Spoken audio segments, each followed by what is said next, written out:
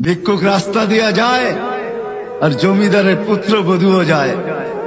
একজন সামনের থেকে আসতেছে, একজন সামনের দিকে যাইতেছে।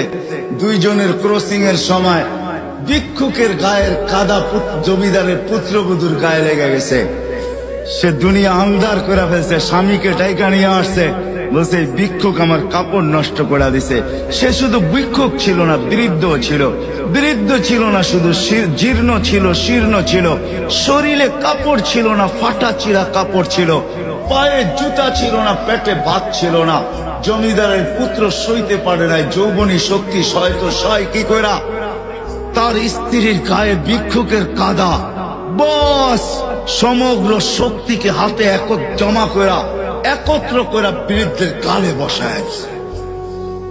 বৃদ্ধ কিচ্ছু বলে নাই, শুধু উপরের দিকে তাকায় দুই তিনটা শব্দ উচ্চারণ করছেন। শব্দগুলা হলো ইয়া মাল্লাহ তারা হলো ওয়ুন, ও আল্লাহ তোকে চোখে দেখা যায় না। ও তারা কুল্লা শাই, তুই সব দেখিস। ফারা তারা মা বি, তুই কি দেখিস না আমার সাথে কি ঘটতেছে, এটা কি দেখিস না? বলতে দেরি যুবক, মরতে দেরি হয় নাই।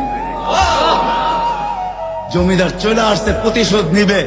বৃদ্ধের একদিকে মুস্কি হাসি, একদিকে বলতেছে প্রেমের খেলা এমনই হয়। জিজ্ঞাসা করছে কিসের প্রেমের খেলা রে?